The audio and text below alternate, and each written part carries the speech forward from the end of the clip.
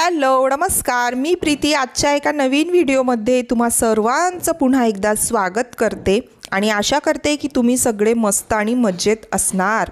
तर इथे सकाळची वेळ आहे आणि ॲज युजुअल रोजसारखं माझं जे सकाळचं रुटीन आहे ते आवरून झालेलं आहे आणि त्यानंतर मी आता देवपूजा करणार आहे। बऱ्याच दिवसानंतर आज देवपूजा करणार आहे, त्याचं कारण मी पुढे सांगणार तुम्हाला। तर इथे मी आज देव छान असे उजळून काढणार आहे, म्हणजे देवांना स्वच्छ करणार आहे। खरं तर देवघरासमोरच मी हे सगळं करत असते, पण आज प्रॉपर सगळे देव मी काढलेले आहेत। तर ते मग मी इथे गॅसच्या ओटावर आणूनच क्लीन करणार आहे, कारण आपण जेव्हा पंचामृताने स्नान वगैरे करवतो ना मूर्तींना, तर ते तिथल्या तिथे होतं, पण मग सगळं करायचं म्हटलं तर तिथे व्यवस्थित आपल्याला काही धुता येत नाही। म्हणून मग मी इथे आता छान आणलेलं आहे, एक छान कापड वगैरे आथरला आणि ज्या मूर्ती आहेत त्या मी स्वच्छ करून घेणार। तर माझ्याकडे चांदीच्या मूर्ती पण आहेत, पितळाच्या पण मूर्ती आहेत। तर चांदीच्या ज्या देवांच्या मूर्ती आहेत माझ्याकडे, बाळकृष्ण आणि गणपती बाप्पांची, या दोन मूर्ती चांदीच्या आहेत। तर त्या स्वच्छ करण्यासाठी मी काय वापरते, तर रुपेरी नावाचं जे लिक्विड येतं, ज्या स्पेशल चांदीच्या वस्तू असतात त्या स्वच्छ करण्यासाठी, तुम्हाला व्हिडिओ दिसतच असेल, तर तेच लिक्विड मी वापरत असते। त्याच्याने ना खरंच इतकं पटकन क्लीन होतं ना, म्हणजे त्याचे काही ड्रॉप्स टाकले ना तर पटकन निघून जातं आणि इतर काही करण्यापेक्षा म्हणजे खूप जास्त मेहनत लागत नाही असं मला वाटतं। आता बरेच जण म्हणतात की देवांची मूर्ती स्वच्छ करण्यासाठी ब्रश वगैरे लावायचा नाही, पण एक सांगू का, देवांच्या मूर्ती ज्या असतात ना त्या इतक्या कोरीव असतात ना, छान म्हणजे कोरीव काम केलेलं असतं त्यावरती छान। तर मग त्यामध्ये रोज आपण देवपूजा वगैरे करतो, हळदी कुंकू वगैरे सगळं अडकलेलं असतं, मग ते सहजासहजी असं निघत नाही हातांनी आपण क्लीन केलं तर, त्यासाठी मी ब्रशचा वापर करत असते। तर आणि ब्रश पण जो आहे ना तो मी नवीनच ठेवते, म्हणजे देवांच्या मूर्ती स्वच्छ करण्यासाठी एक वेगळा ब्रश मी ठेवलेला आहे बरं का। आता खरं सांगायचं झालं ना तर मैत्रिणींनो, तुम्ही जेव्हा अशा मूर्ती घेणार ना देवांच्या, खरं तर साध्या सिंपल मूर्तीच घ्या, कारण आपण घेताना खूप छान सुंदर दिसते, आकर्षण वाटते म्हणून कोरीव मूर्ती घेतो, पण ते स्वच्छ करायला खरंच खूप मेहनत लागते, लवकर होत नाही। तर मग साध्या सिंपलच मूर्ती घ्यायच्या। तर चांदीच्या मूर्ती क्लीन करण्यासाठी मी रुपेरी वापरते आणि पितळाच्या क्लीन करण्यासाठी मी काय करते, तर पितांबरी वगैरे जे येते ना मी तेच वापरत असते, पण काही दिवसांपासून मी ते वापरत नाही आहे। म्हणजे कलश आहे, तांब्या वगैरे आहे असतो ना आपला तो ताट वगैरे, ते दिवा वगैरे वापरण्यासाठी पितांबरी वापरते। देवाच्या मूर्त्या मी कशाने क्लीन करते, तर पितळाच्या मूर्ती, तरी ते दही घेतलेलं आहे, दहीमध्ये थोडीशी मी हळद टाकलेली आहे आणि त्याच्याने मी पितळाच्या मूर्ती स्वच्छ करत असते। आता स्वामींची मूर्ती मी इथे बघा छान धुवून घेतलेली आहे। तर स्वामींची मूर्ती आणि महादेवाची पिंड या दोन मूर्ती ज्या मी दुकानातून मी घेतल्या होत्या ना, तर तिथल्या दादांनी मला सांगितलं होतं की 15 दिवसातून तुम्ही एक वेळा दही आणि हळद मिक्स करून त्याच्यानेच या मूर्ती स्वच्छ करा, म्हणजे काय होईल की मूर्ती पण छान स्वच्छ होईल आणि त्याच्यावरती जी काही पॉलिश आहे ना ते निघत नाही, छान शाईन करतं। तर तेव्हापासून मग मी हेच वापरते आणि तुम्ही बघू शकता की स्वामींची मूर्ती आणि महादेवाची पिंड, त्याबरोबर गजलक्ष्मी आहे, आपली गाय आहे, नंतर आता अन्नपूर्णा मातेची पण मी त्याच्याने स्वच्छ करते। तर अशा प्रकारे खरंच खूप छान निघतात मूर्ती वगैरे, तर मी तेव्हापासून तर असंच स्वच्छ करते। आणि खरं सांगायचं झालं ना तर पितांबरीने पण करायचं म्हटलं ना तर लवकर ते काही स्वच्छ होत नाही आणि डाग वगैरे पण भरपूर पडतात। आणि एक गोष्ट मी नोटीस केलेली आहे, काही ज्या मूर्ती आहेत त्या पितांबरीने स्वच्छ केल्यानंतर त्याची पॉलिश जाते। मी हे माझ्या देवघरातल्या मूर्तींच्या बाबतीत सांगते, कारण सगळ्या मूर्ती मी वेगवेगळ्या ठिकाणी घेतलेल्या आहेत, तर त्यामुळे म्हणून मग मी दही आणि हळदच बेस्ट वाटतं मला, तर सध्या तरी मी तेच वापरत आहे। देव सगळे स्वच्छ करून झालेले आहेत, त्यानंतर जो कलश आहे आणि देवाचं साहित्य जे काही आहे, तामण वगैरे आहे, दिवा आहे, वाटी घंटी, हे सगळं मी आता पितांबरीने स्वच्छ करणार। आज मी हँडग्लोव्ज वगैरे घातलेले नाही आहे, खरं तर हँडग्लोव्ज घालूनच स्वच्छ करायला पाहिजे, कारण ही पितांबरी आहे ना त्याच्याने हात इतके खराब होतात, खूप घाण दिसतात नंतर हात, पण पर्याय नाही, माझे हँडग्लोव्ज सापडत नव्हते, त्यामुळे मग मी आता ते असं स्वच्छ करणार आहे।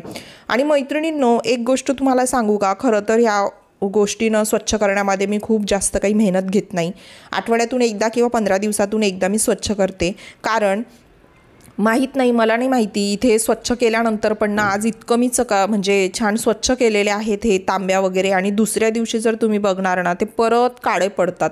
त्याचं कारण काय ते आजपर्यंत मला काय, इथे माझ्या सोसायटीमध्ये सगळ्या स्त्रियांचं तेच म्हणणं आहे, त्याचं कारण काही सापडलेलं नाही आहे अजून तरी, आणि मला वाटतं हे मी तुमच्यासोबत एकदा शेअर पण केलेलं होतं। तर त्याच्यामुळे तुम्ही म्हणणार की बापरे हे स्वच्छ करत नाही किंवा खूप चकाकी येत नाही तोपर्यंत आपण स्वच्छ करतो. तर असं काहीही नाही आहे. ज्या गोष्टी होत नाही त्याच्यामध्ये उगाचच मेहनत लावायची नाही असं मला वाटतं. तर वरच्यावरती मी ते क्लीन करत असते. आता इथे सगळं जे देव पण माझे स्वच्छ झालेले आहेत आणि तामण वगैरे सगळं झालं. ते एकदा छान स्वच्छ पुसून घेतलं मी, नाहीतर त्याच्यावरती लगेच डाग पडतात. थोड्या वेळ उन्हात ठेवणार आणि नंतर मग मी ते घेऊन जाणार तिकडे. तर तुम्ही बघू शकता की किती छान मी असं क्लीन केलेलं आहे. देवाच्या मूर्त्या पण तुम्ही बघू शकता. स्वामींची मूर्ती, आता हे बघा हे किती छान गणपती बाप्पांची मूर्ती पण तुम्ही बघू शकता. जसं मी म्हटलं हळदी कुंकू अडकलेलं असतं. मी खूप प्रयत्न केला ते काढण्याचा आणि बाकीच्या मूर्ती पण छान मी स्वच्छ केलेल्या आहेत. तर आता हे छान वाढून जाणार. पंखा मी चालू केलेला आहे. तर हे पूर्ण छान स्वच्छ होणार. तोपर्यंत मी देवघर स्वच्छ करणार आहे. आता सुरुवातीलाच मी तुम्हाला जे सांगितलं की देवघर मी म्हणजे खूप दिवसानंतर पूजा करणार आहे. त्याचं कारण असं की आम्हाला सुतक झालेलं होतं. म्हणजे 13 दिवस तरी आम्हाला पूजा वगैरे काही करता आली नव्हती.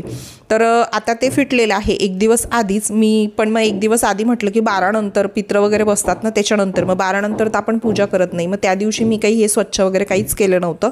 त्याच्या नेक्स्ट डेला मग मी म्हटलं आता देवघर सगळं स्वच्छ करूया. कारण बघा जेव्हा सुतक होतं तर ते फिटल्यानंतर आपण घरामध्ये पण थोडी स्वच्छता वगैरे करतच असतो. तर आज सगळं मी घर पण थोडं स्वच्छ केलं होतं आणि हेअर वॉश वगैरे पण केलेला होता. म्हटलं आज देवघर पण पूर्ण स्वच्छ करूया. असं या आठवड्यातून किंवा मग 15 दिवसातून एकदा मी सगळं देवघर खाली म्हणजे क्लीन करत असते.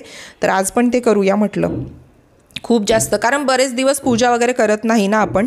तर मग काय होतं देवघराच्या आजूबाजूला थोडीफार धूळ वगैरे जाते. त्याचबरोबर थोडंसं ना जाळं वगैरे पण लागलेलं असतं. आपल्याला ते दिसत नाही पटकन पण असतं. तर म्हटलं सगळं स्वच्छ करून घेऊया. तर काही नाही, माझं छोटंसं देवघर आहे लाकडाचं आणि लवकरच बरं का लवकरच तुम्हाला खूप छान असं मोठं देवघर पण बघायला मिळणार आहे. म्हणजे खरं तर माझी खूप इच्छा आहे की माझं देवघर, सगळ्या वस्तू घरात झालेल्या आहेत, देवघर राहिलेलं आहे. तर ते स्वप्न सुद्धा लवकर पूर्ण होणार आहे बरं का, आणि तुम्हाला ते दिसणारच. तर चला आता इथे देवघर जे आहे ना ते आधी सगळे कापड वगैरे जे काही ठेवलेले आहेत ते सगळे मी काढून घेतले आणि त्यानंतर आपले नॉर्मल पाण्याने एक कापड घेतलेला आहे इथे कॉटनचा आणि तो ओला करून घेतला आणि बस देवघर जे आहे त्याच्याने छान स्वच्छ पुसून घेणार आहे. आणि खरंच सांगते जोपर्यंत देवपूजा करत नाही ना तोपर्यंत घरामध्ये प्रसन्न वातावरणच वाटत नाही. 12-13 दिवस झाले देवपूजा होत नव्हती ना, तरी घरामध्ये ना कशातच लक्ष लागत नव्हतं माझं, असं प्रसन्न वाटतच नव्हतं. पण पर्याय नव्हता. म्हणजे तरीसुद्धा देवाजवळ नमस्कार वगैरे तर आम्ही करतच असतो. बघा देवांना हात लावू येत नाही किंवा इतर गोष्टी करता येत नाही, पण देवासमोर बसून नामस्मरण तर करता येतं ना. तर रोज माझं ते चालूच होतं. तर आता इथे सगळं मी क्लीन करून घेतलेलं आहे. मंगल कलश वगैरे जो ठेवलेला होता ना तो सुद्धा मी काढून घेतलेला आहे. छान पाटावरती साईडला ठेवलेला असतो ते पण सगळं झटकून घेतलं. सगळं वस्त्र वगैरे सगळं मी चेंज करणार आहे आज. मधले कापड वगैरे जे आपण टाकलेले असतात ते. तर इथे बघा, आणि माझा मंगल कलश आहे ना देवघरामध्ये व्यवस्थित मावत नाही कारण देवघर छोटं आहे, त्यामुळे मग मी असं साईडला ठेवलेलं आहे. मंगल कलशाची स्थापना का करायची असते याच्यावरती डिटेल व्हिडिओ दिलेला आहे, मी शेअर केलेला आहे. तुम्ही बघितलेला नसेल तुम्ही सुद्धा तो बघा आणि तुम्ही सुद्धा मंगल कलशाची स्थापना करू शकता. आता बोलता बोलता माझे सगळं देवघर छान स्वच्छ झालेलं आहे आणि मग आता इथे माझी रोजची जी देवपूजा आहे त्याला सुरुवात होत आहे. आणि रोजची देवपूजा माझी प्रॉपर असते बरं का. सगळं देवघर खाली करून देवांना स्नान वगैरे करून सगळं माझं प्रॉपर असतं. जोपर्यंत ते होत नाही तोपर्यंत माझ्या मनाला काही शांती लाभत नाही. आणि खरंच सांगते आजचा दिवस इतका छान वाटत होतं ना, प्रसन्न वाटत होतं. तर इथे जे काही फोटोज वगैरे काढलेले होते, मूर्ती वगैरे, तर मी तिकडूनच स्वच्छ करून आणली. पण मी जसं म्हटलं की तिकडे फक्त मी स्वच्छ करायला नेलेले होते, पण इकडे आल्यानंतर आपलं रोजचं जशी देवपूजा असते ते तशी मी परत प्रॉपर पद्धतीने सगळं करणार आहे. तर इथे बघा देवींचे फोटो मी काढलेले होते, त्यांचे हार वगैरे पण काढलेले होते, ते सुद्धा मी स्वच्छ केले. वस्त्र वगैरे ठेवलेली होती ती मी चेंज केली. आणि आता सगळं देवतांना मी छान परत एकदा जलाभिषेक करणार आहे, स्नान करवणार आहे. तर हे आता इथून माझी रोजची जी काही देवपूजा आहे ती सुरुवात होते. आणि रोजच्या देवपूजेला पण मला भरपूर वेळ लागतो, अर्धा तास तरी मला लागतोच, कारण वाचन वगैरे असतं.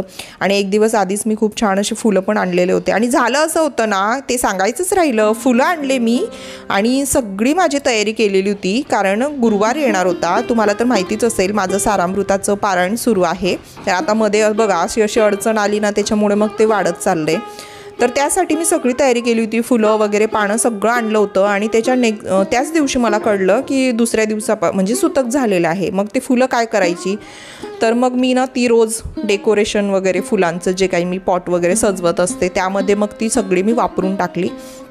आता ही फुलं एक दिवस आधी मी आणून ठेवलेली होती, म्हटलं उद्या पूजेला लागेल. तर अशा पद्धतीने माझी रोजची जी काही देवपूजा आहे ती करून झाली. त्यानंतर आरती वगैरे केलेली मी, रोजचं माझं जपमाळ आहे, वाचन आहे, ते सगळं केलं. आता जसं मी म्हटलं की सुतक झालेलं आहे, देवपूजा तर करता येत नाही, पण वाचन वगैरे तर करता येतं, जपमाळा तर करताच येते. जपमाळा म्हणजे की नामस्मरण, मी जपमाळाला पण हात वगैरे काही लावत नाही. आता काही पद्धती ज्या असतात ना त्या खूप आधीपासून चालत आलेल्या असतात ना, आणि आपण लहानपणापासून ते बघत असतो, तेच पुढे पुढे चालत असतं. त्यामुळे ना काही गोष्टी मनाला पटत नसल्या तरी ते आपण करतो बऱ्याच वेळेला. तर असं होतं कधी कधी. तर ठीक आहे, इथे बघा माझी देवपूजा वगैरे सगळी झालेली आहे. तर आज बऱ्याच दिवसानंतर अशी पूजा केली ना, तर खरंच खूप छान असं प्रसन्न वाटत होतं मला. आणि इथे माझी आरती वगैरे सगळी झालेली आहे. आणि आरती केल्यानंतर मी सगळं घरामध्ये पण एकदा सगळीकडे फिरवते. मला वाटतं मी बऱ्याच वेळा तुमच्यासोबत शेअर केलेली आहे. तर इथे आरती माझी झालेली आहे आणि बघा किती सुंदर असं देवघर माझं दिसत आहे.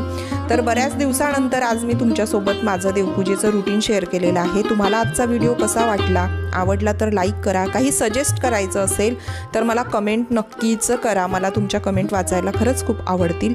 लाईक आणि कमेंट करा. त्याचबरोबर चॅनेलवर नवीन असाल तर चॅनेलला सबस्क्राईब करायला मात्र विसरू नका. आणि लवकरच भेटूया आणखी एका छानशा नवीन व्हिडिओमध्ये. तोपर्यंत तुम्हाला काय करायचं आहे तर माझे आधीचे व्हिडिओसुद्धा नक्की बघा. खूप छान असे रुटीन व्लॉग मी शेअर केलेले आहेत. त्याचबरोबर इन्फॉर्मेटिव्ह व्हिडिओजसुद्धा बरेच मी शेअर करत असते. तुम्हाला कुठल्या टॉपिकवरती व्हिडिओ बघायला आवडेल ते सुद्धा मला कमेंट करून नक्कीच सांगा. लवकर भेट होईल एका नवीन व्हिडिओमध्ये. तोपर्यंत सर्वांना टेक केअर अँड बाय.